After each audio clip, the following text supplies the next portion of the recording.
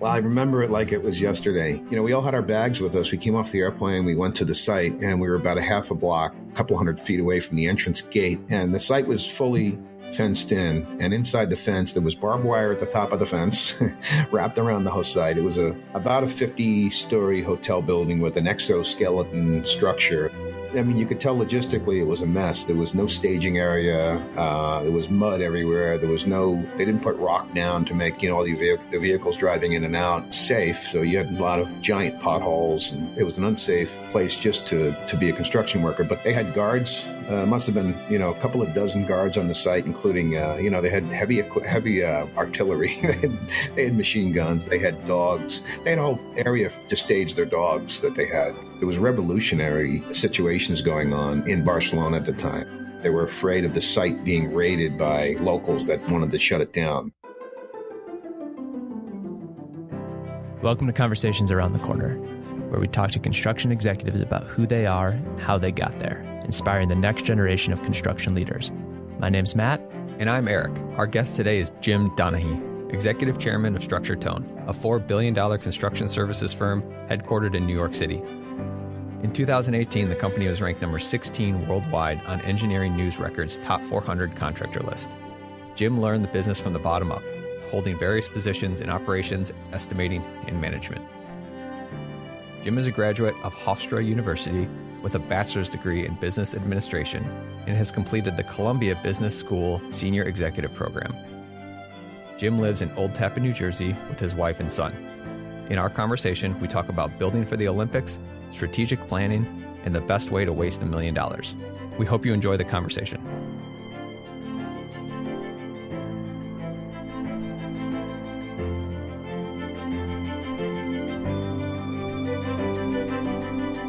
Jim, welcome to the show, and thank you for coming on. Happy to be here, guys.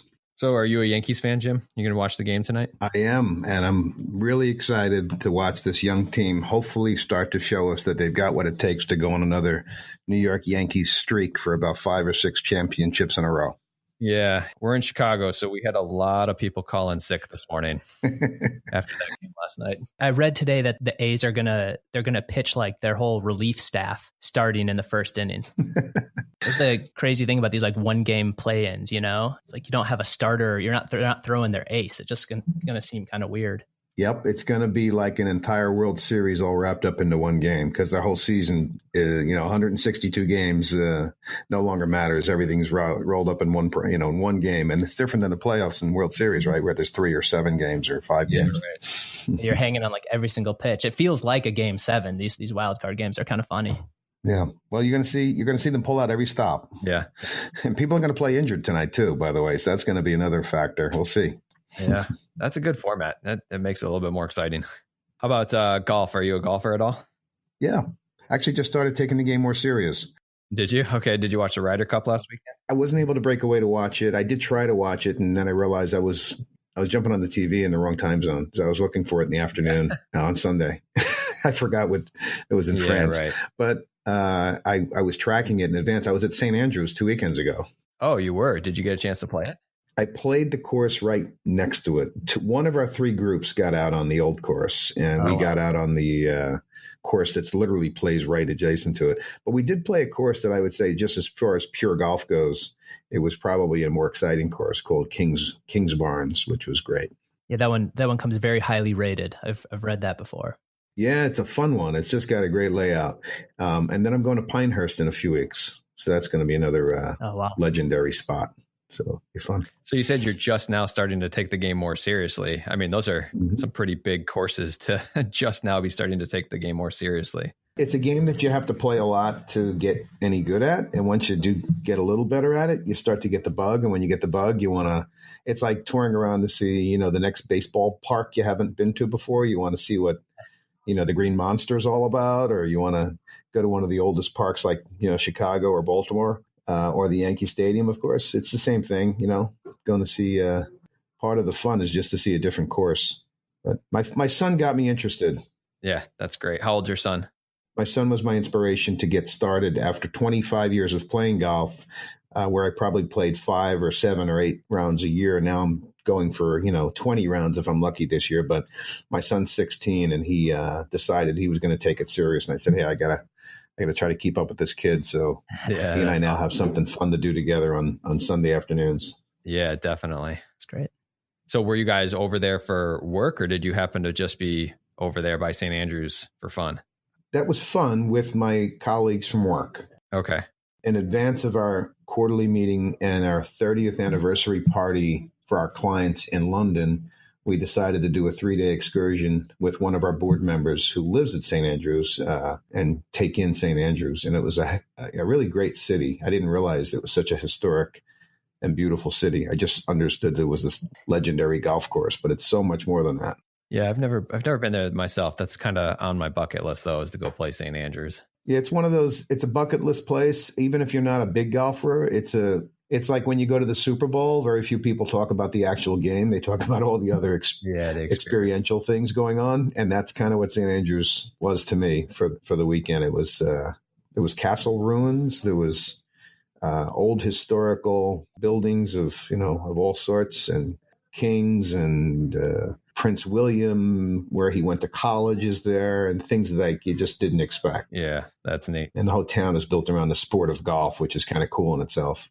It's the only course I've ever heard of that literally the 18th hole on the old course plays up right into the center of town.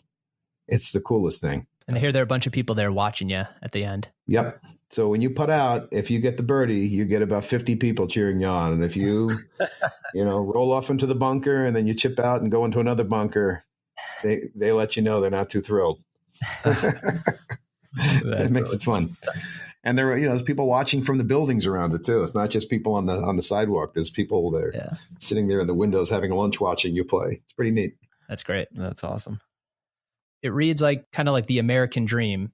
The company started by your father, who was a recent immigrant, and it grew into a successful big organization. Can you speak a little bit to how it mirrors the American dream in that way? Yeah, my father went to technical school in Ireland on a scholarship to learn to be a professional carpenter.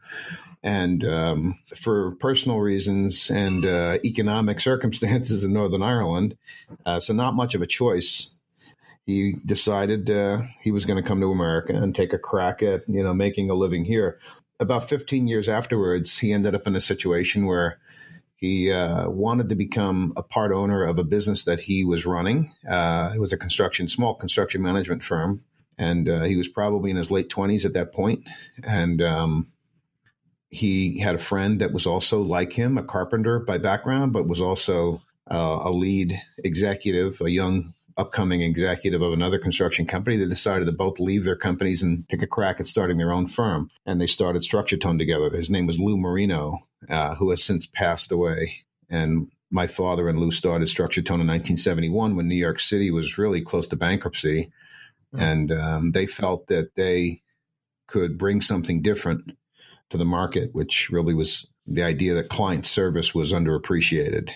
The two of them really always viewed the industry from a very technical standpoint. These were two people that understood exactly how to build everything on site. They weren't just, smart business people or, really great sales people or marketing people.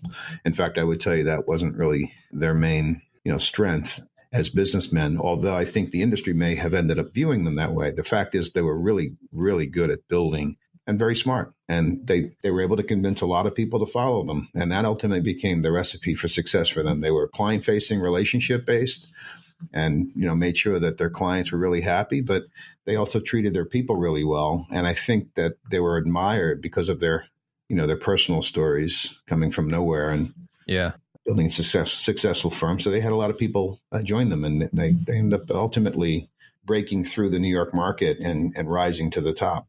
How long did it take to break through that New York market? It was really the late 80s where they started becoming pretty well known as an up-and-coming top firm, although there was two or three larger firms that were just more established. And it was the early 90s. They just, they really blossomed. We had expanded internationally by then. We had grown in the late 80s into London by way of the Canary Wharf project. Okay.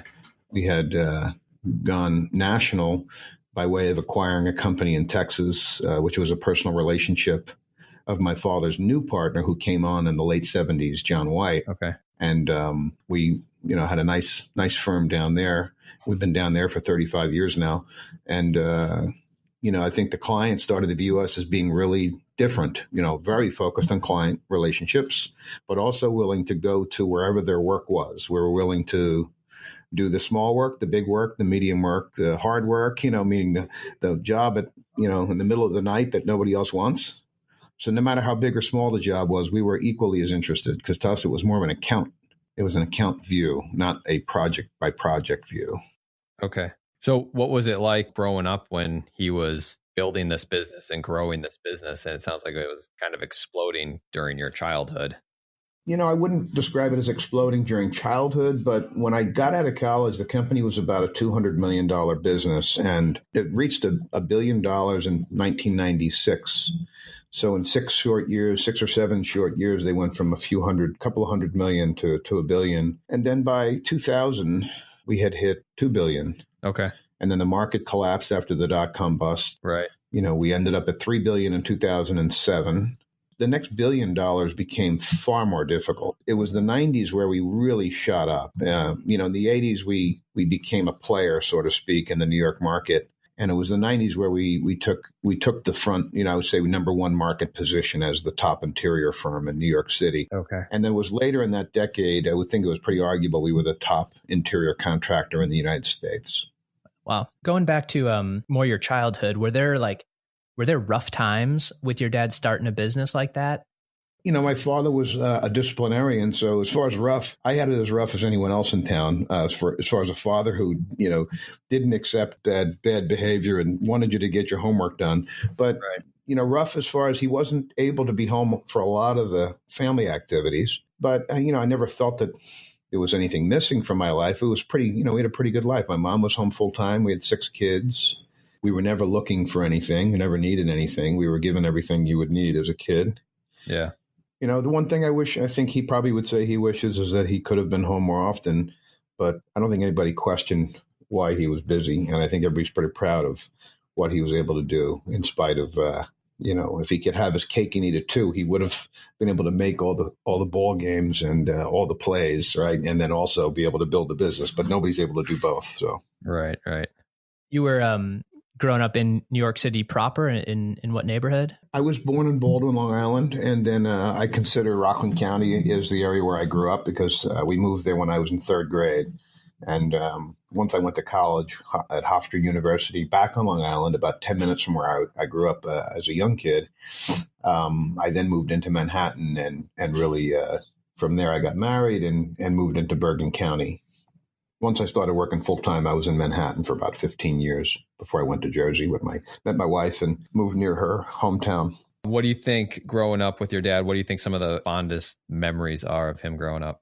We did simple things like every other family. We would take, a camping trip. Probably the best memory I have would be taking a trip with him. It was just he and I. We went on a Boy Scout camping trip, which was pretty neat. But we did several family camping trips. We did a lot of ski trips. That was probably the most fun thing. We seemed to always, during the winter I don't know why it stands out to me as the most fun was, we would always find a place to go skiing as a family. Most of the family would always be skiing. And if it wasn't skiing, it was sleigh riding. If it wasn't sleigh riding, it was ice skating. And during the summer, we did have some favorite spots growing up. Jones Beach and Fire Island. My aunt would always take us to Fire Island once a year. And then a lot of days in the summer, just sitting in the backyard and running around with a whole bunch of kids in our block. And that was a pretty standard, fun time as a kid. It was pretty normalized. Were you skiing in upstate New York, or would you go all the way up to like Vermont? Or as young kids, we were in Stony Point, New York. There was a little ski slope in our town. We all learned how to ski. And then as we got older and more adventurous, we would, go a little further away and further away. By high school, we would, a couple of us joined the high school ski team, kind of as like a part-time gig just for fun to get access to Sterling Forest after school, 3 nights a week. Yeah. And then from there, probably, in my 20s, we ended up with a family house up in Vermont. And I think all of us have always made the time to get to Vermont. And now I think a lot of us also are, making the effort to go out to Colorado and really get some serious skiing. And so we all still ski. The family is still, I think that's the one thing we've done for our whole lives. It's been our one thing that pulls us together still. It's a great tradition in that way because, you can do it when you're young. And then as you get older and more able, you can kind of increase the difficulty or increase the types of skiing you do. And then, the same thing, the whole family can be on the mountain, which is pretty amazing. Yeah, that's a good point, because unlike almost any other sport, there's a wide variety of things. You can be extreme, or you can be as simple as a bunny hill, or you can just go snowshoeing. You could just take a hike up the side of a mountain with the snow. But I'm actually going to do a heli-skiing trip in British Columbia this coming spring with a couple of college friends. So that's my most extreme trip I've ever done, and I'll be 52. So I don't know how smart this is. Oh, that'll be awesome. It's a reminder that skiing could be anything you want it to be. Yeah, right. Will you do it out of Whistler there? There's a place called Reverie that's a little beyond Whistler, and it's really, that whole area is centered around heli-skiing. So there's really professional touring groups there. So I'm not afraid, but I definitely am between now and then going to be getting myself in shape. The closest thing I ever did to that is I did some snowcat skiing where we weren't doing the helicopter drop, but they were taking us up in the backcountry in a snowcat and then dropping us off. And there's just nothing like skiing in powder that goes up past your knees as soon as you stop moving down the hill. It's incredible. It's a different type of skiing experience. Yeah, it's got a little danger, but I think if you're managing everything correctly, I don't think there's really so much danger. It's much more of the the untouched terrain and just there's no crowd and the beauty of just being in a wide open hill that has got no other tracks on it. Yep.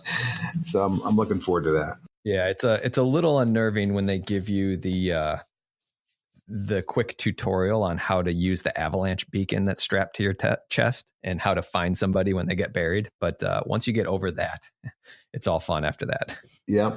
I just remember them putting that on us going, all right, this is your avalanche beacon. And everybody's looking at each other like, what in the world are we doing? Yeah. There's that aha moment of, there's going to be no looking back once we go forward here. Yeah, right. We did a hike to the top of a mountain, me and the same couple of friends. A couple of years ago, we went to, did a 14er, as they call them. Yeah. Mm-hmm. It was a glacier, and we had to do the self-arrest training with an ice pick, and we were on crampons and, traversing at a very high altitude. It was pretty neat. Once you manage it, it's like managing a project. There's a lot of danger in managing a construction project if you're thinking about financial risks and things like that. But you eliminate the risks if you plan and you organize and you have the right people involved. And I think that's probably why we're going. I think we're not really that afraid because I think these people are all pretty serious. So did you know from a young age that you wanted to go into the construction business, or what was the process that you started to learn that? The process was pretty natural. I didn't know I would end up in the construction business per se. My father, I knew, had this great company. We always knew his colleagues because there was the annual picnic, and everybody got to know each other from that. And, his partners and his, his staff were almost like an extended family when I was a kid. So from that standpoint, I always imagined that would be a great place to have a career. But, when you're a kid, you don't really know what a career is, right? So for quite a few years, I thought I was going to be playing baseball my whole life. Yeah. Nobody could talk you out of those dreams, right, at least until you get to the college level. But I think it was, I was always drawn to the trades in some way or another. So I spent a few summers either as a laborer or I was a carpenter's assistant, meaning that I didn't know much about carpentry, but I was cutting wood and carrying wood and, organizing a lot of the gear needed for the day's work. We were basically building decks on the back of homes in Rockland County. I did some landscaping work one year. So I was always kind of around that work, and I wasn't afraid of hard work. It's one thing I kind of learned at that age was, the laboring work I did. I remember there was always one or two friends that I would bring with me to the city to do laboring work at Structure Tone. And I remember at the end of the day, to think that we would actually sit there and laugh at who had the most blood and right, dirt on our clothes and who got beat up the most was kind of like this little competition between us. And I think about that today, and I realize it was kind of fun. We weren't afraid of hard work, and we didn't get paid well. I'm not sure we made money because it cost about $10 to get in and out of the city. I think we only made about $20-something a day. I mean, you got to pay for food. So I'm not sure we even netted any money at the end of the week. All right. We loved what we were doing. We kind of knew we were doing something cool because no one else that we knew in Rockland County was traveling all the way to the city to work on these major construction projects as a laborer. Right. But let me tell you, after 4 or 5 weeks of getting up early and spending the whole day swinging sledgehammers and packing containers and vacuuming out the inside of convector covers and being on your knees and scrubbing and sweeping and shoveling and all kinds of stuff, it gets old quick, especially when you're a teenager. What age was it that you were doing that? I was between the ages of 13 and 18. Yeah. Was your dad on the job sites then, or were these remote job sites?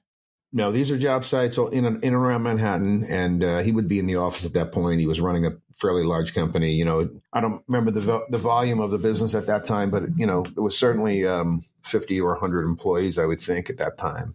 Would he ever drop in on you just to make sure you weren't screwing off? He did. He would check in, not often. I remember specifically he would not drop in often, but I do remember him popping in on occasion, or he would drop me off at the job site and come up, or he would pick up one of us, me or one of my siblings that might have been working that day as well at the end of the day. It was, kind of random, but I think he got a kick out of that. I think he liked seeing his kids work.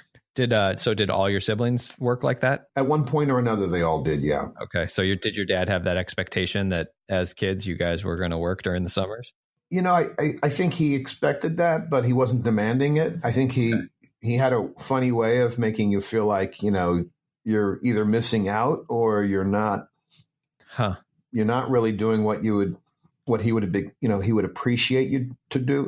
I think he wanted us to stay busy with something. So He kind of let you choose. He was never demanding that we specifically did any particular job, but he made that opportunity available to us. So he certainly pushed us along, but didn't drag us. That's for sure. Right. And I think he was happy that we took an interest, but I gotta say, looking back, he never pushed it.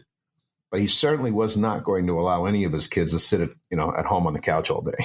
Yeah, right. That was not on the list of options.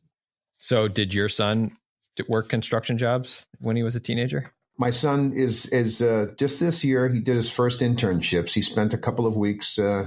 He was here at Structure Tone for several different projects. He spent the day as a ninth grade kid, which was kind of cool for him. But he did it in a buttoned up shirt with work boots, but out in the field. And he did learn a little estimating. He did spend a day at some of the big banks in town, spent a couple of days at some of the bigger banks. He spent a day down at New York Stock Exchange. He spent a half a day roaming around one of the big banks in town on their trading floor because he loves trading stocks. He's got a small trading account that he invests some of his own money. So he's got a wide variety of interests. I'm not really steering him. I'm supporting and creating opportunities for him. Not so different than one of our charities here at Structure Tone is the Boy Scout Explorer program, where we introduce the various industries in Manhattan to the high school age group, these inner city kids that don't get the chance quite often even know what a career is like in, say, healthcare or hospitality or finance. They don't quite know what that is. So we introduce them to these companies, and it's just an eye opener. So I'm kind of in that stage with him, and I'm going to see where he goes from there on his own. Be nice to see him choose his own path. Yeah. That's great. So you went to college at Hofstra. How did you decide to go there? It wasn't my first choice. I thought I was going to go to Syracuse. I had a short list of schools. I wasn't interested in traveling far. I did get offered a partial scholarship to play baseball at a Division II school. It was a top 5 school. I think they were 4th place the year that I was offered to go down there and meet the coach and formally get this offer of a partial scholarship. And I decided not to even go to the meeting because when I found out the school was in South Carolina, it was like telling me it was in, Dominican Republic. That's just to me like another country to go that far away from home. Yeah. And when I knew that, there's plenty of schools in the New York area, I just didn't realize Syracuse didn't have a baseball team. They had a baseball club is what I guess is what the confusion was. So it turned out Hofstra had a pretty good baseball team, and I spoke to the coach and ended up playing there. And it was a pretty good experience. Baseball was a big part of the college experience. For me, it was, yeah, it was. It was something I was drawn to. I figured, academics could be pretty much the same. I wasn't that worried about what type of campus or, things of that. I wasn't overly focused on, striving to be in the best college possible. I guess, looking back, I wish I focused a little more on a higher GPA and higher SAT score. But, I think in my family, being a first generation Irish American, the fact that I was going to a university was big news in itself. And, my parents, I don't have a memory of my parents pushing me whatsoever in high school or, determining with me what college would be best for me. It was just, they were happy that I was successfully graduating from high school and successfully getting into really the colleges of my choice. I did want to go to Boston College. I didn't get into Boston College. I didn't have the GPA.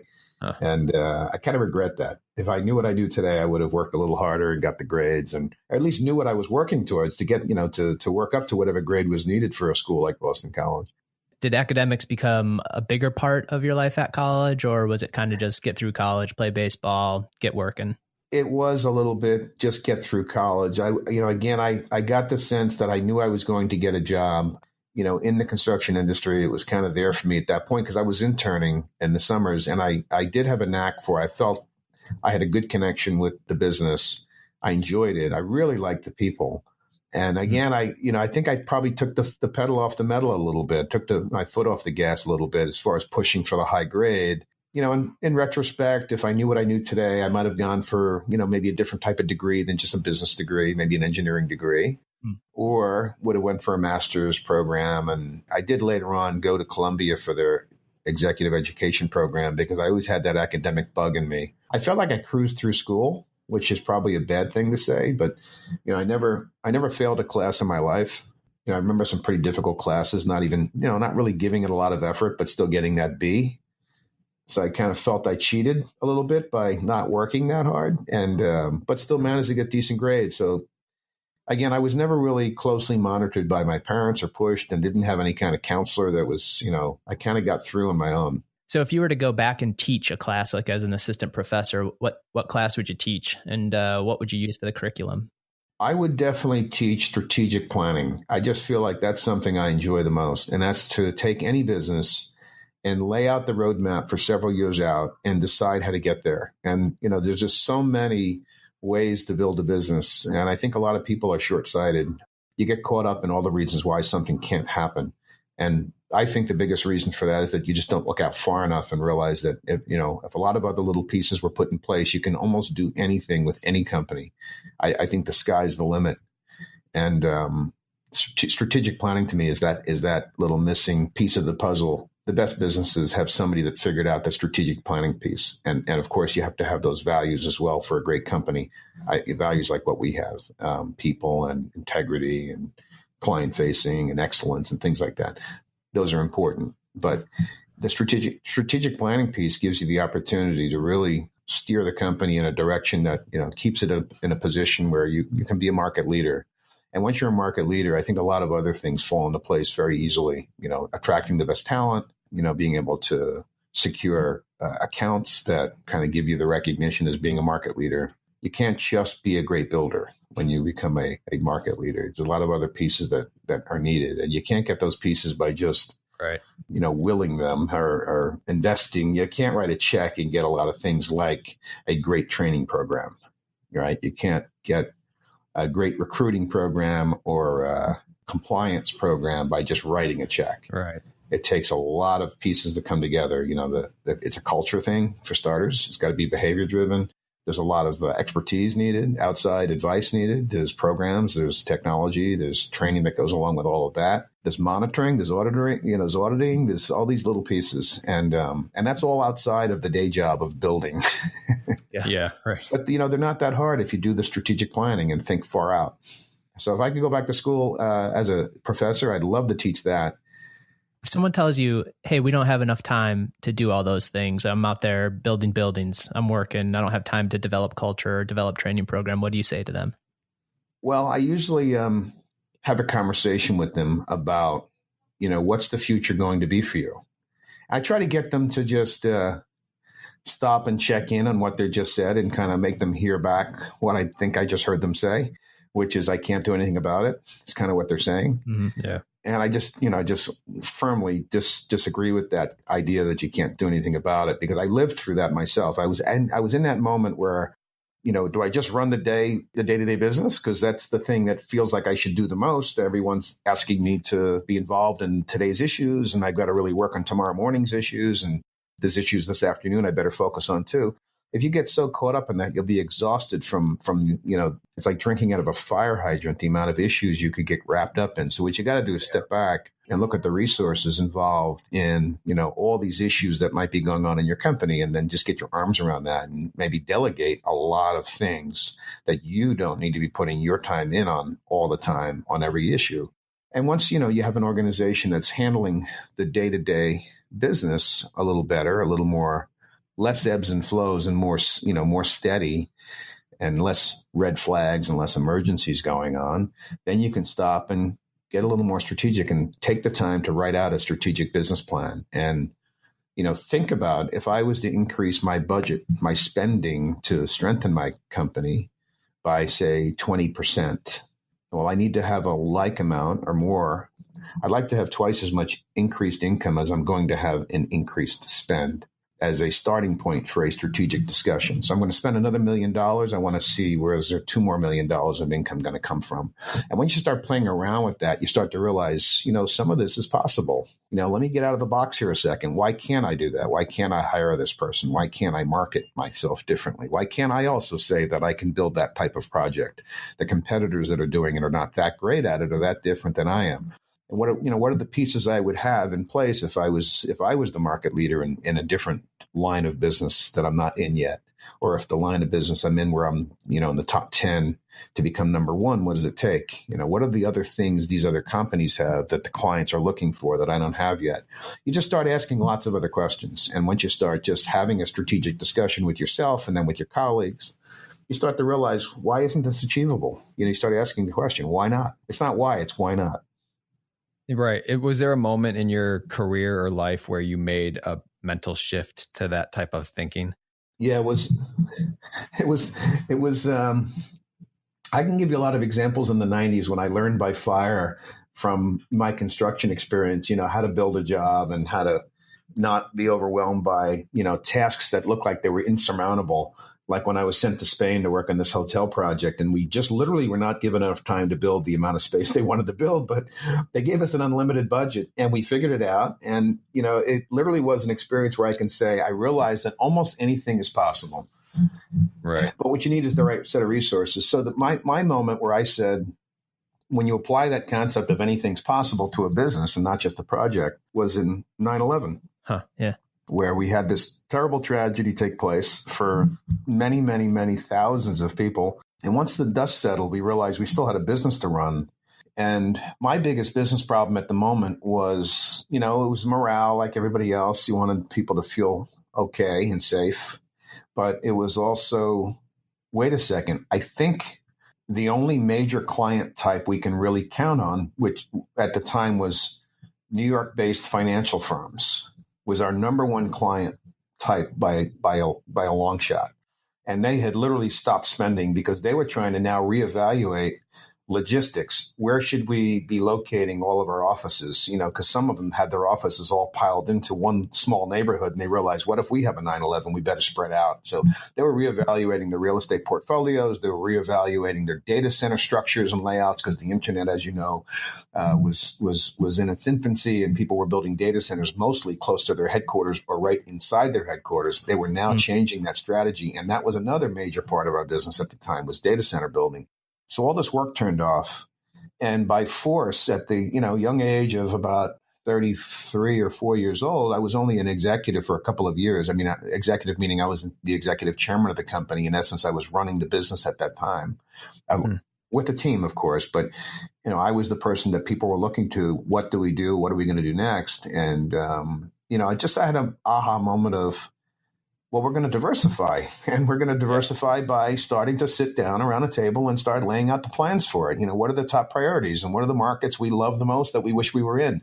Which are the competitors we admire, maybe don't want to copy or be just like, but we certainly admire their workload or their market position, or which clients do we wish, we love the client reputation and brand, and we wish we were working for them. We started, asking a lot of questions about which sectors might be the most sustainable or match up well with our expertise, which happened to be at the time mostly, I'm going to say 90% of our work at the time was interiors and renovation, which happens to have a very big MEP component, mechanical, electrical, plumbing component in it, which is one of the reasons why we became the largest data center builder in the world in the late 90s. So we were able to, right away came up with healthcare as the place we really mostly wanted to be in. We felt like that was going to be a very easy transition for us. We had started a core and shell division in New York City.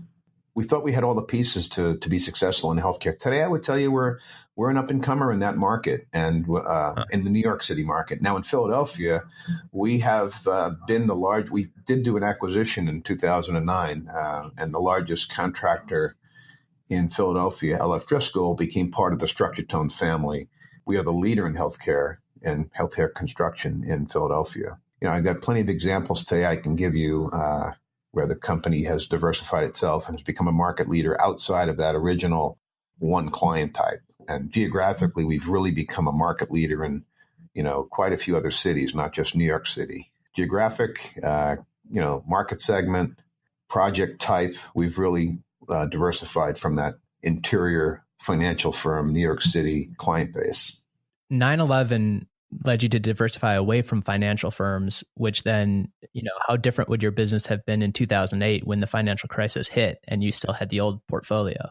That's a great question. Not knowing what was going to happen in 09, 08, 09, and 10 as the market fell, took a couple of years for it to really fall the whole way. We did get a big drop like every other contractor, but the drop would have been, very severe because we had grown pretty dramatically from 9/11. We were probably just under $2 billion, went down to 1.4, 1.5. And then by, the top of the next market in 08, we were probably 3 billion. So we had grown by, $1 billion from our prior high point.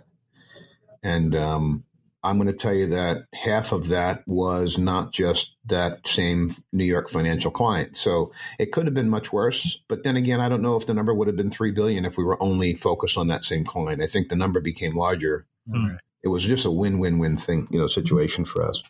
And, that kind of positive planning and diversification, thinking about being a more sustainable company feeds on itself because the employees actually enjoy that. The employees, you hire smart employees, they know what's happening. They can feel it. They can sense that the company's well-positioned and is doing smart things to be diversified and therefore be more sustainable. And when the next market turns, that they're going to be in a safer place. They're smart and they know it. So we end up with, I think, a very smart, our best and brightest employees, or retention numbers are going to be better. I think we end up, we did a better job recruiting as the company became more diverse. So there's a lot of other advantages. Let's go back to the hotel for the Olympics story. You're out of college, you've been working in the business for a couple of years, and they tell you, we want you to build this hotel in a crazy timeline. You fly with the team to Barcelona, and what was the first moment you realized there's big problems here?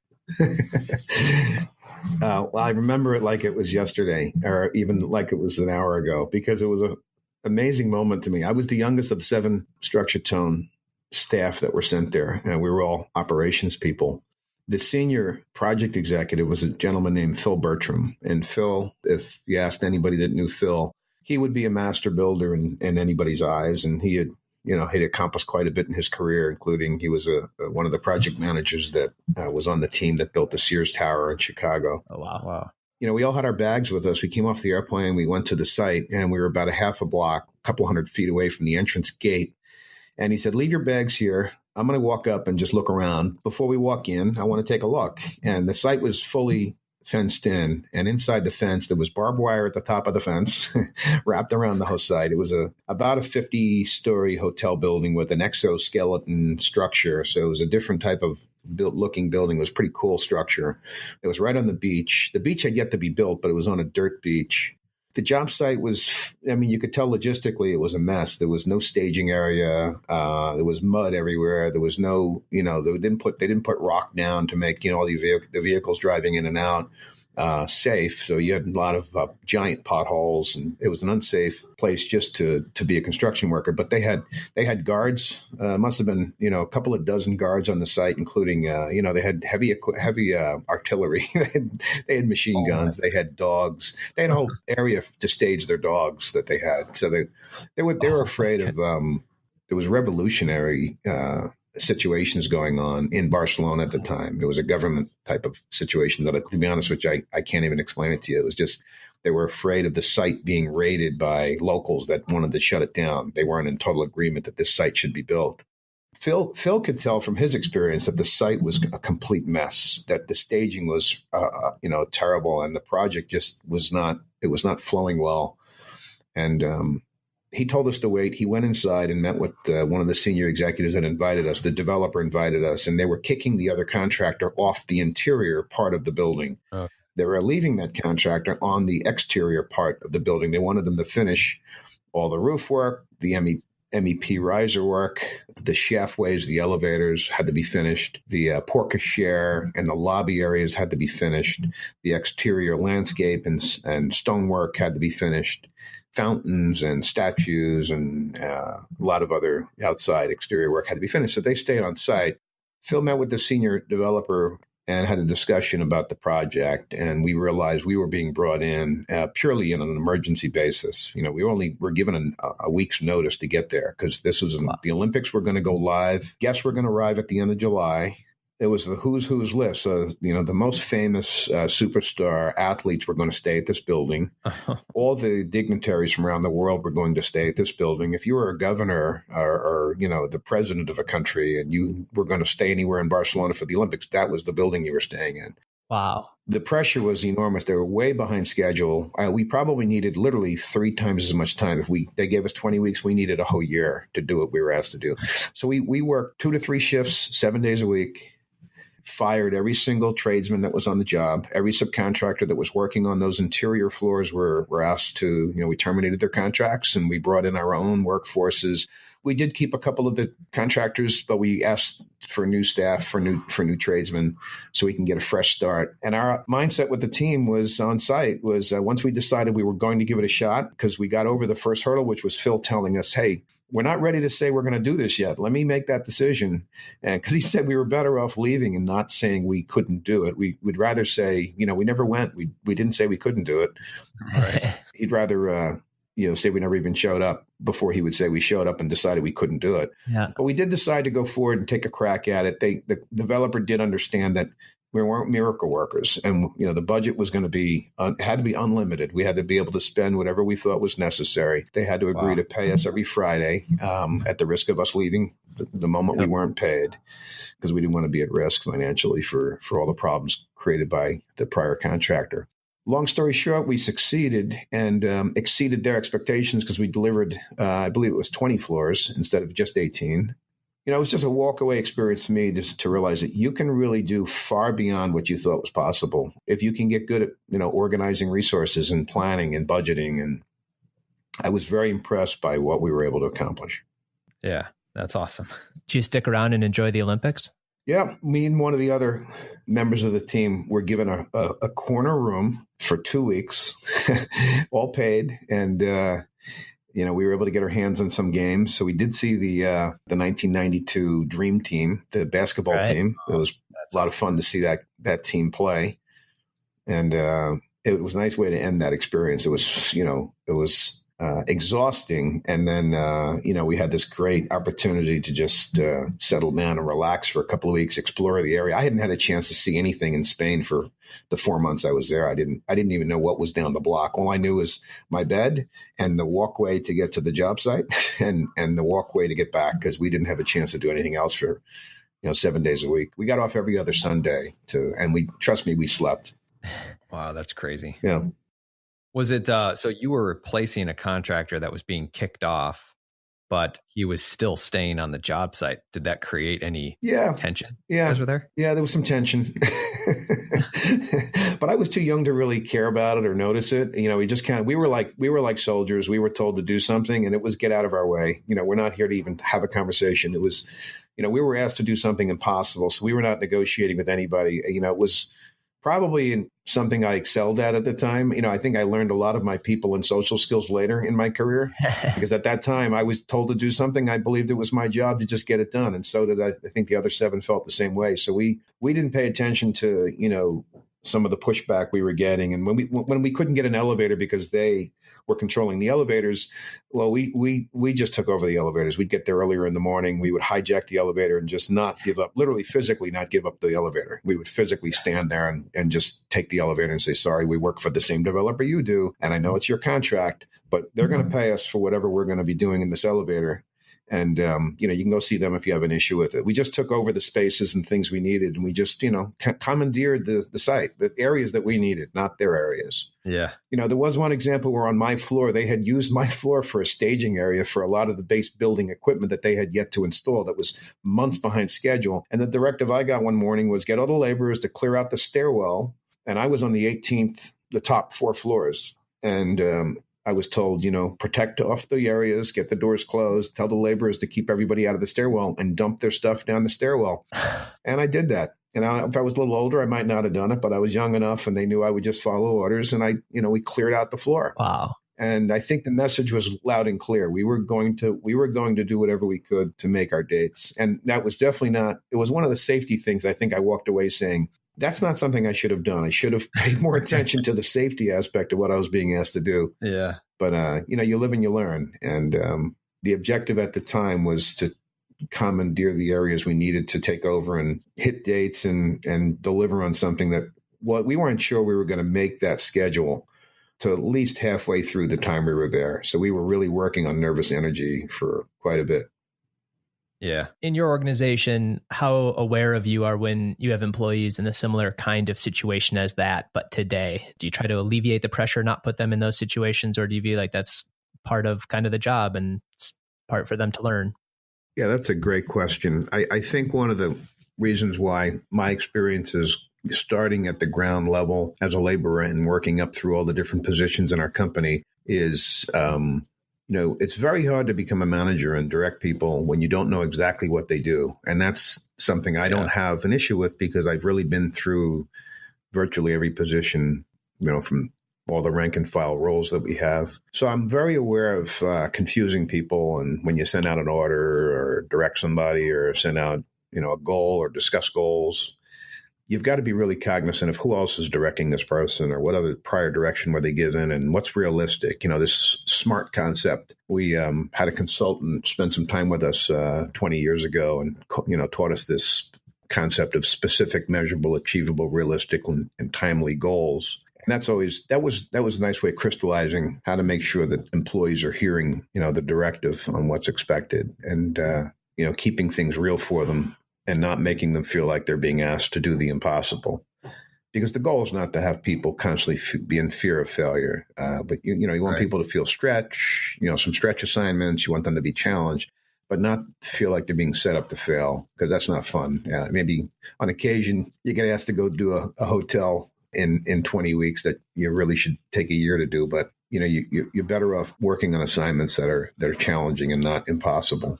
So, if you have an organization that's dysfunctional, you can have multiple people sending down directives or confusing people down below. And it's not just a problem of, now you don't know quite what the goal is and where the goal posts are, but, it's morale. It's demoralizing for those folks. They're not feeling like they're aligned and nobody wants to feel like they're not aligned.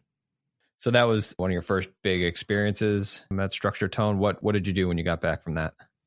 I was sent to Florida for 2 years. I was sent down for a short term to support the estimating effort and ended up, by the end of that 2 years, I had become the person running the office. I was running 2 or 3 jobs at a time as a project manager. The type of project at the time was not a project I had ever worked on before, which was out of the ground, new buildings. They were new elementary, middle school, and high schools. I learned by fire on that. Working with steel shop drawings and grading a site, working on a 10-acre site from raw land to a finished building with, parking lots and fields and commissioning, a full building, it was a new thing for me. And, it was a learn by fire thing. And I was able to come back We called the Florida experience Vietnam. It was just our joke between me and a few of the fellows I was working with, because it just felt like we were really out on our own. And we were asked to do something again that was difficult, very difficult. But I got to tell you, I wouldn't trade that experience for anything. I think I learned more in that 2 years than I ever could have. Nobody would have said, let's just keep you working on assignments that are over your head for 2 straight years. But that's kind of what I was asked to do. Yeah. And I learned, and we were able to get, we weren't, I wouldn't say successful. I would say we accomplished the mission, which was to get us out of those sites, get those sites finished. Because we were only there because of a situation that was really a high risk that went bad. It was a bad situation financially, and from a business risk standpoint, it was not what we were counting on. We ended up down there to get us out of those projects. There was a bonding situation where our bonding was put in place to back up the contracts that our partner down there signed. And we ended up, unfortunately, have to go down and finishing the work for him. We had to fire him and take over his office and take over the operations. And I was in my mid-20s, so I was a little ahead of my time with that. At this point in time, your dad's still in the business. Mm-hmm. Is there a moment where you're in this horrible job situation and you're just like, hey, man, this is crazy? Yeah, I had a lot of moments like that. But I tell you this, he never left us hanging. There was a senior executive from our New York office that was down on a steady diet, that was handling the big business decisions. We were not working in a vacuum. But the day-to-day operations and the day-to-day running of the business was left completely to us. There was nobody down there to help us make those bigger, tougher decisions on the day-to-day stuff. It was kind of a privilege and an honor to be left that way. And, we felt we were chosen to do something because the belief was that we were capable. It wasn't that nobody thought we were over our head, but we knew we were definitely swimming upstream as far as the situation we were in. But he was aware. He kept himself close. He knew what we were doing. He was monitoring the progress. And, he certainly spoke up when he felt things weren't going the way he wanted, or he wanted to see something different. He kept himself close enough. We knew we weren't going to get annihilated. We weren't by ourselves. So we had a pretty good group that was staying in touch with us, him, my father, and his partner. Do you have any stories about working with your dad and, being in a family business, and sometimes when it went really, really well, and maybe others when it was a little bit more difficult being in a family business? Oh, I got more stories than I care to share with your program because they're family business dynamics that, I can't imagine there's any family business out there that just runs harmoniously. Right. I think every family business has a lot of dynamics, and ours was no different. I had some highs and lows with my father. And there was sometimes I loved it and sometimes I didn't like it at all. So, we worked through those issues, and I think, we were always committed to making sure the company ran well. And my father was a visionary and very strategic in his own right. We just worked very differently. I was, had a different approach than he did. So we bumped heads constantly. And, but there was enough moments where he showed me he was supportive that I knew that, this can work. We just got to keep our heads down and stick to the job. It's like a stick-to-itness you needed to have. And didn't always like what he said, but always took it with a grain of salt. Definitely never ignored his advice, because his advice was always pretty good. His advice always came from experience. He was definitely a seasoned pro, and to ignore his advice would be pretty foolish. So, and we had a good team here. It was never Jim Donaghy. It was a team. I was part of a team always. And I think he always was part of a team, although he was very much a dominant leader. That's not really been my style because I didn't have to be. He had a different situation building the business. My situation was to not screw it up, maybe make it a little more seamless, a little more refined, and a little more strategically planned. So I was able to do it with a team, and the team has been great. Our team for 20 years has been really a good group and very well balanced, cohesive type of team. So what are the types of characteristics and types of skill sets that are part of a good balanced team? Like you've talked about Phil, who's a master builder, somebody who's technically superior, and that's his strength. But then what other characteristics does a team need? The main ingredient of a team is trust. You have to have trust. There's got to be this common ground that you all know you're walking on, and a sense of I have your back. You don't have to be identical. I think Mark Twain said, if two people are always thinking alike, one of the two people are not necessary. Right. So being different is good. And, you can argue that 1 + 1 = 3 more often on a team where everybody's different. So I've always kind of subscribed to that. If I went back over the names, it was Tony Cavetti, myself, and John White. When I first started, when my father retired, behind him was certainly a strong group of business unit leaders. A gentleman that runs our New York office for the past 20 years, Mike Neary, has been one of the strongest cornerstones of our management team. And Bob Mullen joined us in 2004 as our CEO. And Bob and I have been partners, always thought of it as a partnership. And when Bob started, I personally thought of his position as kind of a chief operating officer to my CEO type of role, but very quickly gave up any CEO type of activities because he was really strong in his own right, and today clearly is in every way the CEO of the firm. But we still work as a partnership. He checks in with me on just about every aspect of the business that he knows I'm personally very attached to, which is mostly our people and our clients. And of course, I oversee our board. So now we have a lot of activities at the board level where Bob and I, again, as partners, have figured out a pretty good system of keeping each other informed and supporting each other like a two-way street. But over the years, it's always been, where Jim, Tony, and John, it was, then Jim, Tony, and Bob, and then it was Jim and Bob, and now it's Jim, Bob, and Brett. Brett's our CFO. We've always thought of it as a team. It's not a one-man operation. And Bob's about 10 years older than I am. Tony is 10 years older than Bob. So there's always been that nice transition between generational, ranges, if you will. Yeah. And different backgrounds. Bob's got an engineering background. I like to think of myself as just an old school builder, from a family that was in construction as a family. And I got a different style and approach. Tony was a client at one point and more of a CFO. He was a CFO of a client as a client at one point in his career.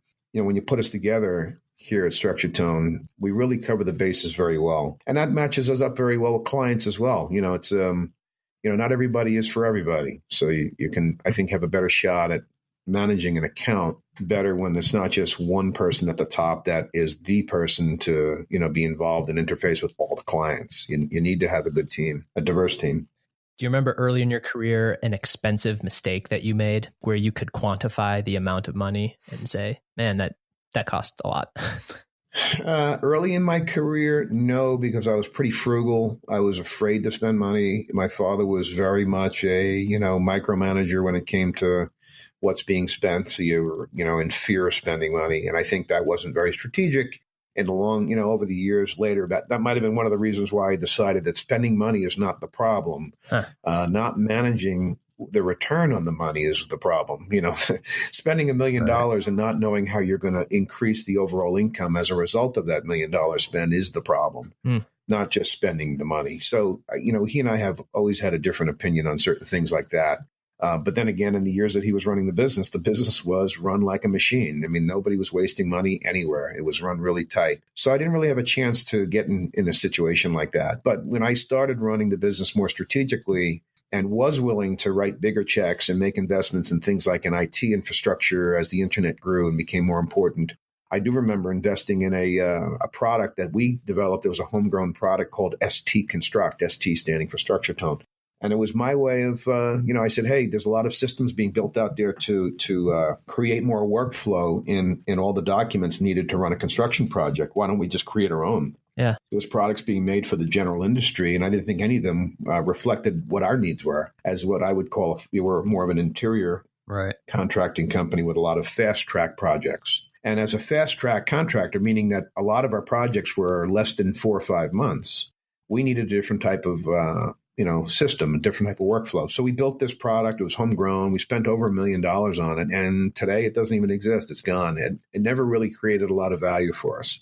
And, it got spent over 3 or 4 years. So it wasn't spent all in 1 year. It wasn't like we wrote $1 million check and it was gone all of a sudden. We spent quite a bit of time building it. And it did get used on a handful of projects, a couple of accounts. But, you always got to be strategic and ask yourself, did you gain anything? And I think what we gained from it was the experience of be careful when you're building your own products.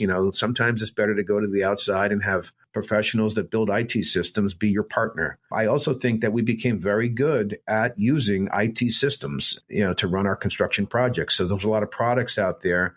An old system called Constructware, which is still out there today, but at the time it was revolutionary. Sometimes it's better to just partner with those folks and let them keep developing the software because, ultimately we don't want to be a software company.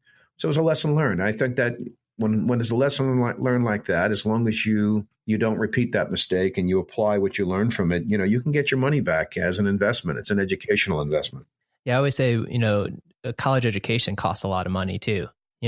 First business mistake teaches you a lot. Yeah, I mean, I spent $50,000 on the Columbia Executive Education Program in 2011. And I got to tell you, I spent a couple of years worried about the opinion of a few of the executives wondering, why the heck are you going back to college here? What is this all about? What are you up to? And, I said to them what it was about. It wasn't just personal development, which is what I thought, was important. We should all look for an opportunity to develop ourselves personally, no matter what age you're at. I was probably, at that time I was, in my early 40s.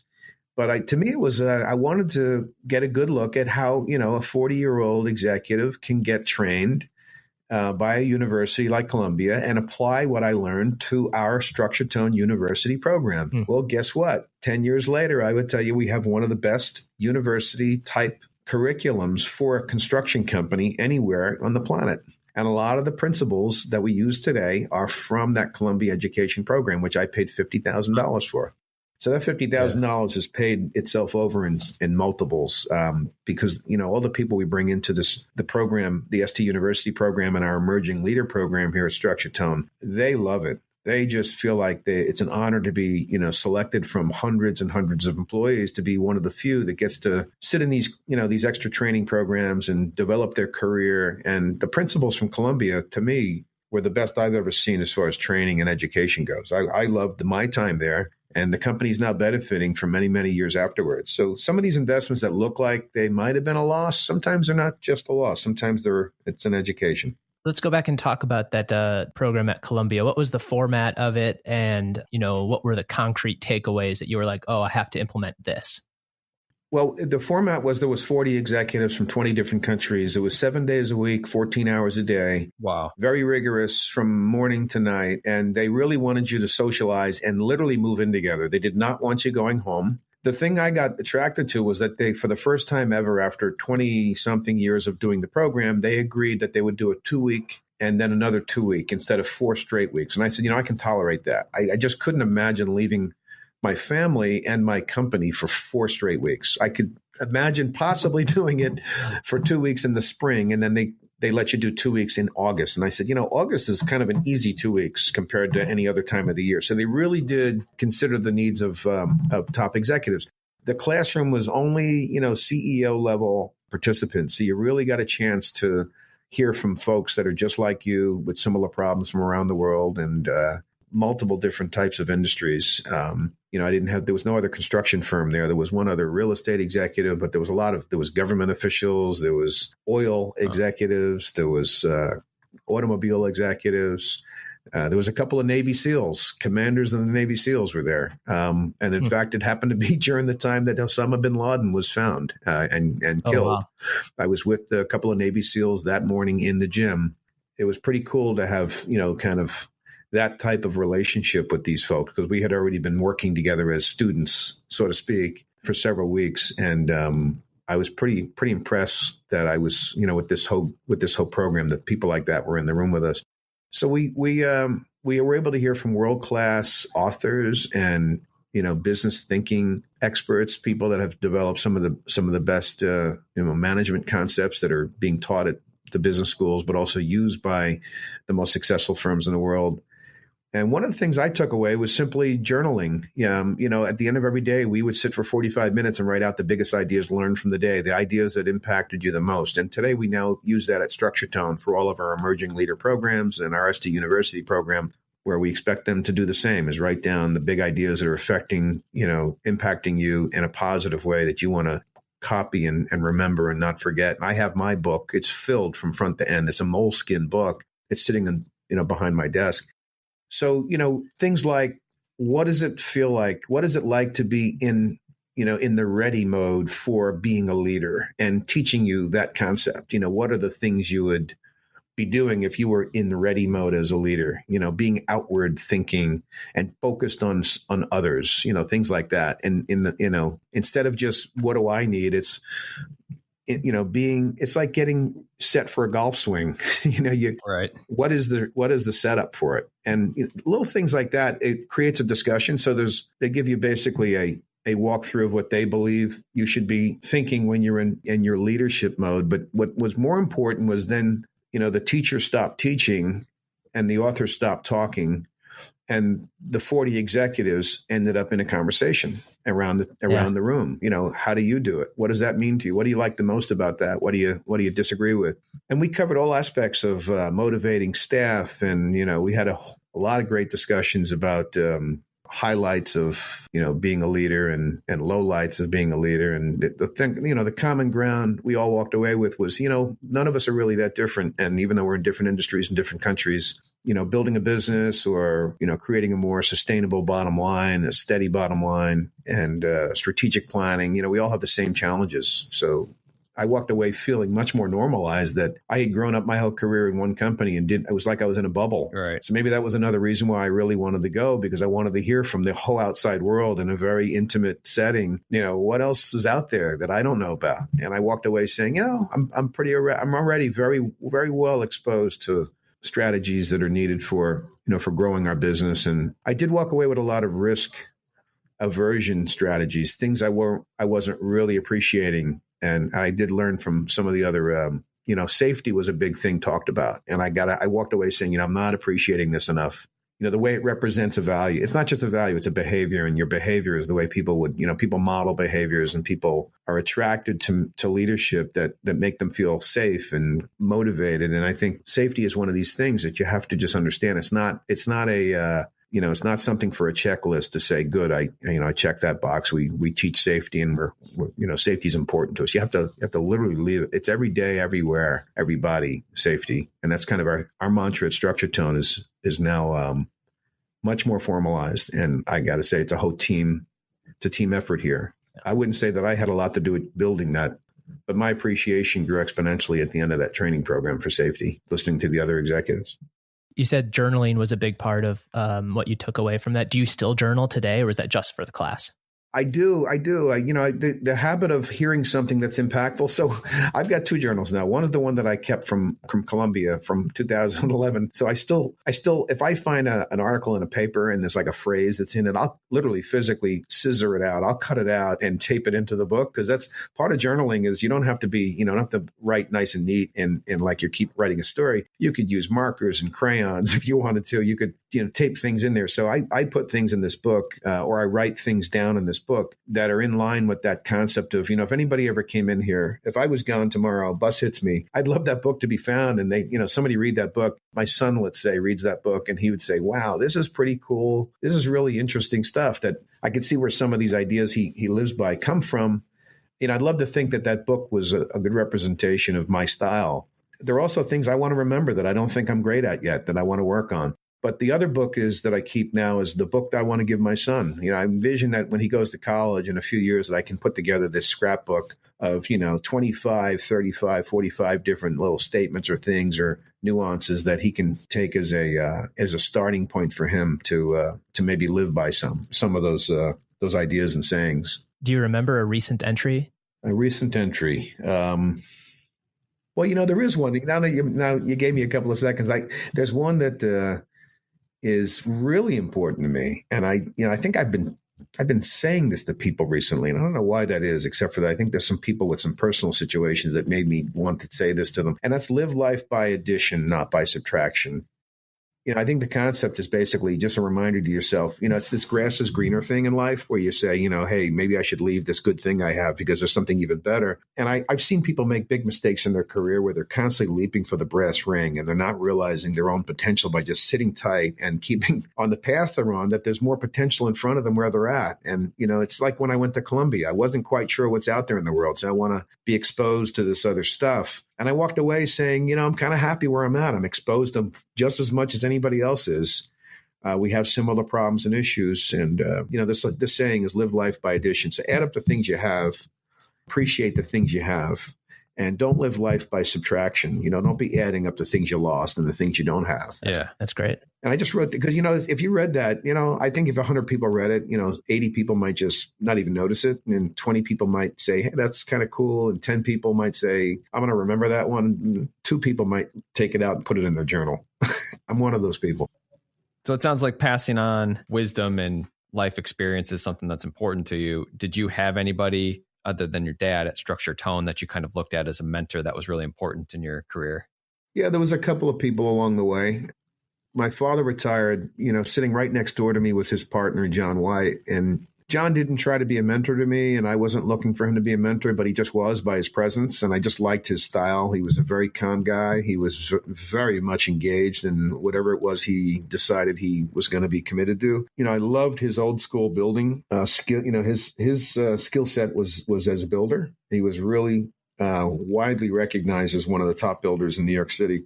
And it wasn't just his knowledge of how to build a project. It was his leadership skills. He was a motivator, and he can go to a job site and really change the course and the outcome of a job just by his involvement. It was the way he spoke to people. He was very, very, way of respecting everybody, but certainly, made it clear to people what was expected, and just had a very nice style, a very nice way about him. And I try to model that. I have my own style, and sometimes I'd like to try to be like John White, but you got to be yourself, and you got to be good. You got to be good at being you. But he really impacted me for the years I got to work right next door to him. About a decade worth of time. And then Bob Mullen today is I call Bob my partner, and I think Bob feels the same way. Bob's got a style too that's very different than me. He's he's a listener. He's a great communicator. Not likely going to say as much in a room full of people as I might. But, man, when he talks, you want to listen because he's thought about what he's going to say, and he's really smart. And he's got an engineering background, so a little different than my background. I might be a little bit more vocalized, and I put things out there a little bit, willing to explore a little more, experiment a little more, maybe envision the future a little more, to his, steady, organized He's a very well-structured guy, and I think he and I make a great team. So I've been lucky to have Bob in my life here at Structure Tone for a while. And, my early days I was very much impacted by a guy named Jim Hurley. Jim passed away a couple of years ago, just as he should have been retiring. When I came out of college, he was definitely the biggest impact on me for, several years. And he had this get-it-done attitude that I've never seen before. I've never seen since. He can get really just about anything done, and he did it with a smile. He can get hot tempered, not in a very negative way, just in an aggressive way when it came to getting something done. It was kind of get out of my way. I'm going to get whatever the assignment was done, and he would roll his own sleeves up. He was not make other people do the work, and he's going to stand by and watch. He would get right in the middle, and nobody was as good at numbers as Jim was. You've talked a lot about the Structure Tone University and the developing, young talent. What are the things that you look for that somebody would be a good candidate for that program? Well, leadership potential. So, somebody that really has shown us at a young age that they realize that the world is not revolving around them, that, they're willing to, have a do whatever it takes attitude, but they're also willing to be part of a team. So it's one thing to get your job done that day, but it's another thing to, check in on your teammates that are part of a project, or it could be a client project. It could be an internal project. And when somebody is, standing out from the group, that this person just seems to have a nice way about them, and the other folks that they're working with, are kind of drawn to that person. They're showing us, very early leadership skills. And it's those types of people let's say, thorough grading system for year-end reviews. Now, we do reviews 4 times a year at Structure Tone, but our system tracks people's upcoming potential, their volatility, meaning likelihood that they're happy and loyal and committed to, where we're going as a company, or maybe have expressed or shown some reasons why they're more volatile and could consider other opportunities in their career outside of Structure Tone. And we measure, just generally their performance amongst, a few of the key ingredients on the score chart. So we look for high potential, the stars, the people that are really performing well. And we want them to know we're going to invest in them. So they're the ones we look for first. And, they've committed to us. They've shown us a lot and created a lot of value. We want to give them back as much as we can and develop their career. And we offer a lot of outside the company training opportunities. So we've actually shipped teams of people to Denver. We've shipped people to hotels where we've taken in outside, very well recognized speakers and trainers to spend multiple days with our people and given them certificates. And it's documented in their personnel file here, which is an application we have. It's an automated internet cloud-based system. So it's pretty cool. They can access from remote, how their career is developing. We've invested just recently in West Point, the Thayer Leadership Program. We've invested in Columbia University education programs and NYU real estate and construction programs for our staff. Yeah. Have you had to change that program at all in the last 10, 15 years as millennials hitting the workforce more? Has that changed any of your university? Yeah, I would say that we, first of all, it's not just millennials. It's just overall, it's inclusion as a general umbrella. Yeah. The fact that we can go into a lot of our meetings today and, I can certainly be the first to complain that there's not enough diversity in the room. Yeah. When you have 6 male white folks sitting there talking about a construction problem, you can probably go back 30 years and another 6 white male folks talking about the same problem will probably come up with the same ideas and same solutions with nothing new. Right. I'm not criticizing. I'm just saying that if you had 6 different people with different backgrounds, you could end up with some really great ideas and really challenge the current status quo. We want to be a company that's going to be much more diverse and not like, that stale, same ideas stuck in our way. And again, it sounds critical. I'm not trying to be critical, but we just know that the better approach is to be diverse. So we're really working on diversity, and millennials are very much in that category of let's be aware that there's a couple of things with millennials. One is that they're a third of the workforce. They're a third of our company today. Right. In fact, now the number is probably more than a third. It's probably high 30%. And there is a donut hole, is the term used by our HR folks in the Gen X group, where 20 years ago, a lot of the Gen Xers made a left turn or a right turn and left the construction industry to go to technology. Yeah. And that hole has never been filled. So the millennials, we really do need to get them better prepared sooner and realize that as the baby boomers are going to graduate, we're going to end up having a little bit of a gap in our management if we don't do something about it. So we've been working on that. We've been giving there's a junior level training program in ST University. There's a management or a middle level, and then there's a senior leadership level. So the other thing with the millennials is we have to upskill some of our senior folks to, make sure that they're okay and ready to work with these millennials. So there's, the technology stuff, for example, the millennials are light years ahead of some of our baby boomers, just as an example. So if we end up with millennials working directly under a baby boomer, we got a little issue going on there, right? Where the millennial wants to work one way and the baby boomer is not really sure what he's doing. So, there's an example, just one of many, where we've got to not only do training, but just take a good look at, matching up people well and make sure we're upskilling some of the more senior staff. Do you find it hard to attract people into the construction industry? Do you feel like there's still a draw to technology or financial industries over construction? Yeah, I think the idea of being a craftsman is old school.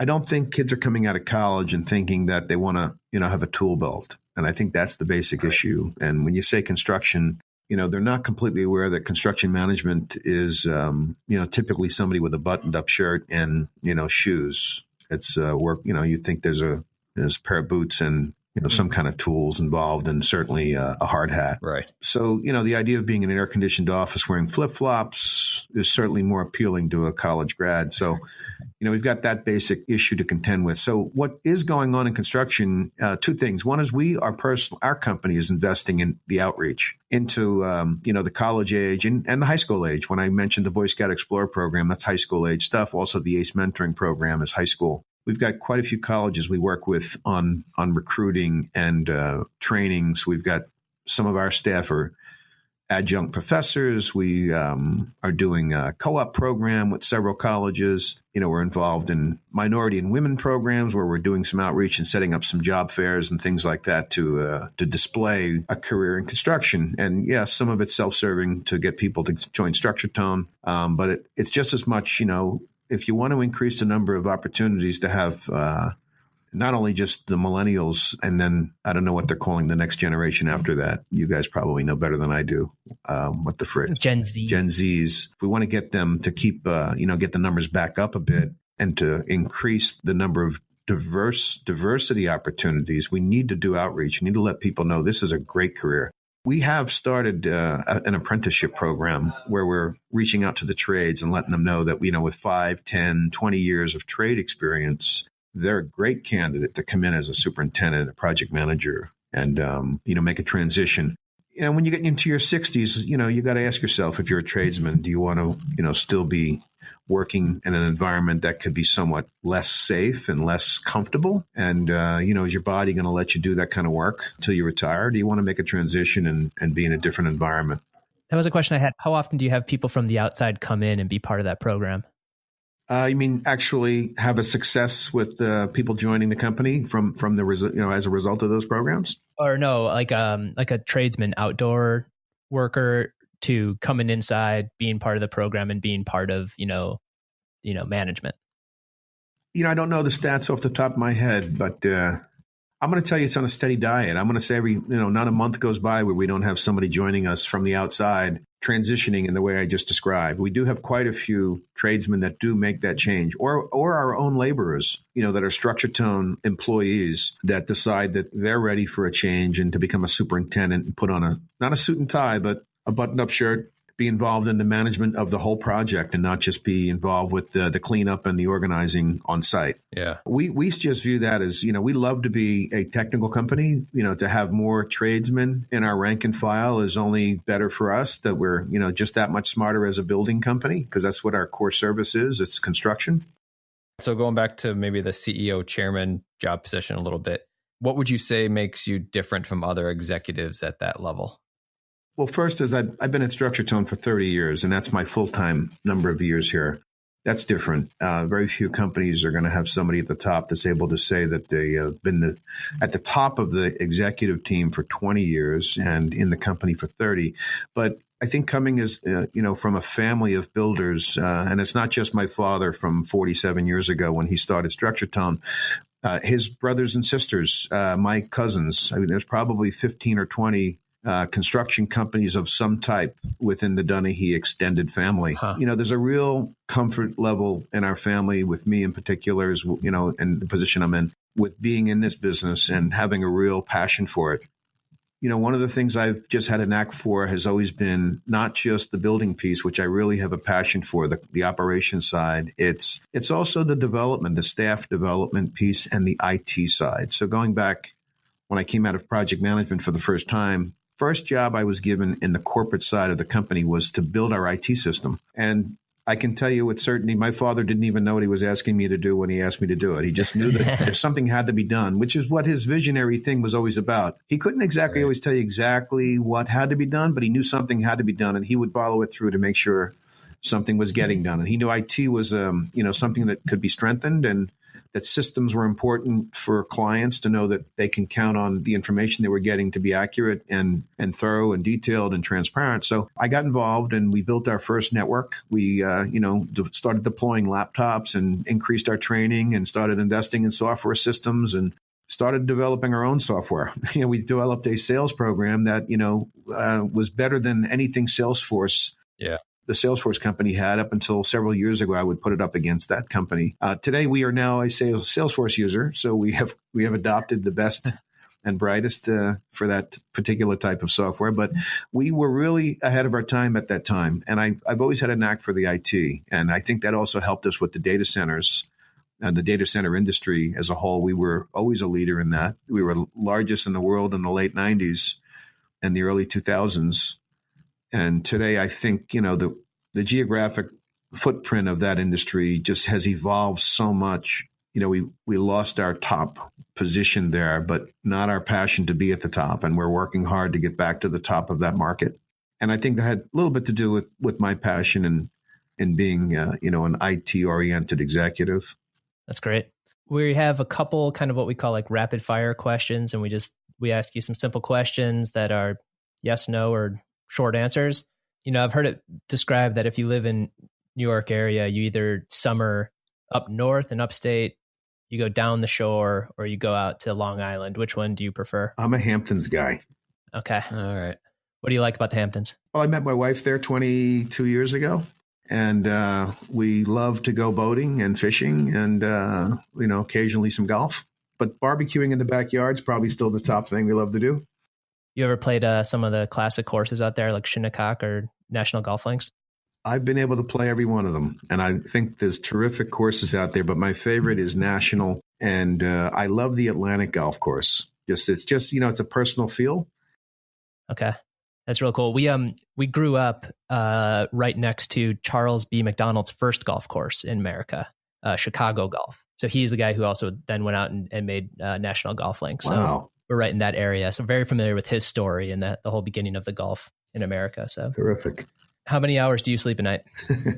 I go for 7. It's a range of between 5 and on the weekends, I try to get 8 to catch up a little bit. When do you wake up? 5:30. Take the train in? I have a car. Typically, either I get picked up or I drive, and I'm out of the house by 6:30, 6:45. And, I get to wherever I'm going by between 7:30 and 8 o'clock. First website you check every day? It's the Post. About 4:30 to 5, between 4:30 and 5 o'clock, I'm up. I do tend to get back to bed after I read the Post for about a half hour. I can't explain that one, but that's just what happens over a lot of years of, waking up early. But then I go for the Wall Street on the way in, and I usually get through about half of what I want to read in the Wall Street in the morning. And then at the end, on the way home, I catch a little more of it. What's your favorite New York City restaurant? My favorite is going to have to be, depends on the situation, but Keen's Steakhouse is still number one. And it has to do with, family tradition. We go there for my father's birthday dinner each year. And there's something about that place. It's the history and the classic, steakhouse experience. So it's been around a long time. Yep. Early 1900s. Yeah. What's something that you believe that few others do? I believe trust and honesty is simply and easily the most important part of everything in your life. And you got to always work at that, because sometimes you can sometimes take things for granted, and you got to make sure you keep trust and honesty in your relationships. And I think that's the basis for a lot of things that I do well at Structure Tone.